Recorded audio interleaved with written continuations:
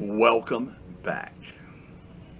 This is the 30th segment of our series, Because It's True, making the case for Christianity in bite-sized pieces.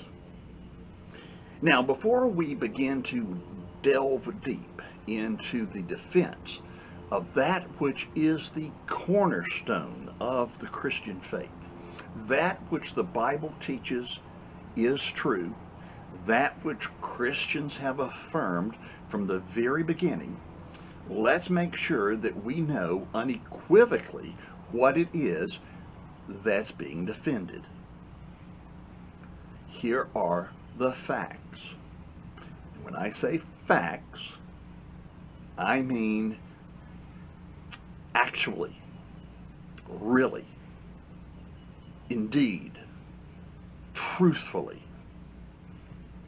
At a particular point in time, space, and history, the creator of the universe became a man, fully flesh and blood, and he was crucified. He died, as in ceasing to live, the cessation of all vital functions. He became dead. He was placed in a tomb with a large stone rolled in front of it, and subsequently he was resurrected, not resuscitated, but resurrected, as in raised from the dead, never to go back, brought back to life permanently. And then he walked out of the tomb. The bodily physical resurrection of Jesus is not a fabricated tale. It is not merely a metaphor. It is not purely symbolic. It certainly isn't whatever you want it to be. Just as surely as Abraham Lincoln and John F. Kennedy were killed and did not come back to life, Jesus was killed and he did. Those are the facts. Now, if someone is looking for proof of this, it's there. Now, there are different types of proof. So if someone is looking for scientific proof,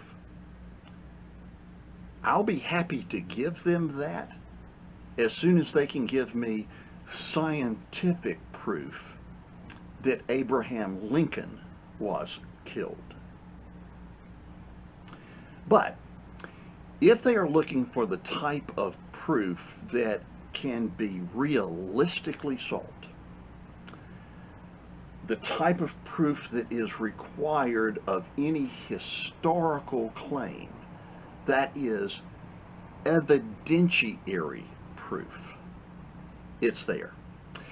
This is the same as when a district attorney will stand in front of a jury and say, I am going to prove to you beyond a reasonable doubt that Mr. A sliced and diced Mr. B on the night in question. And then the DA begins to present the evidence in order to prove that that is the case. So, as we then begin the exploration for the evidence of the resurrection, probably the best place for us to start is addressing those alternative explanations that have been put forth as to what happened to the body. One approach has been to dismiss this whole thing as a myth. The resurrection of Jesus, they'll say, is a religious matter and thus not to be understood as true in the sense of the more objective matters of science and history. Now, this is what is known as a category mistake.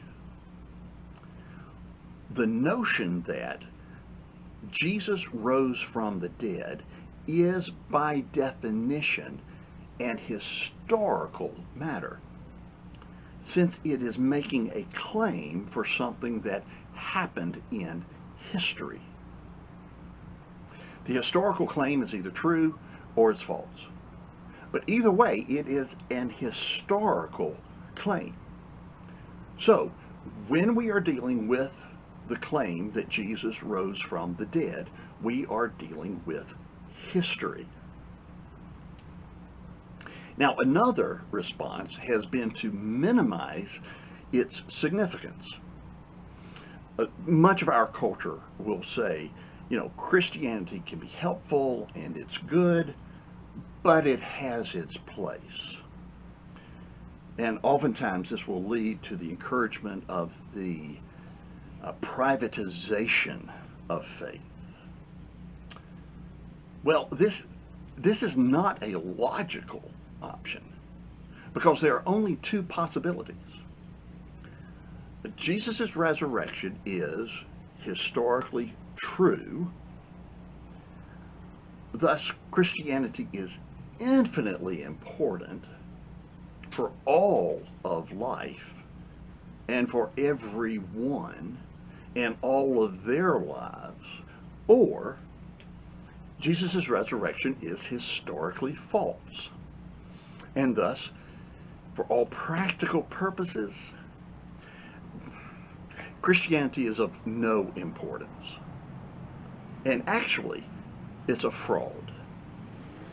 So, we come right down then to the question, what happened to the body? And there are 5 alternative explanations that are frequently given. And it's those 5 that we're going to address beginning in the next segment.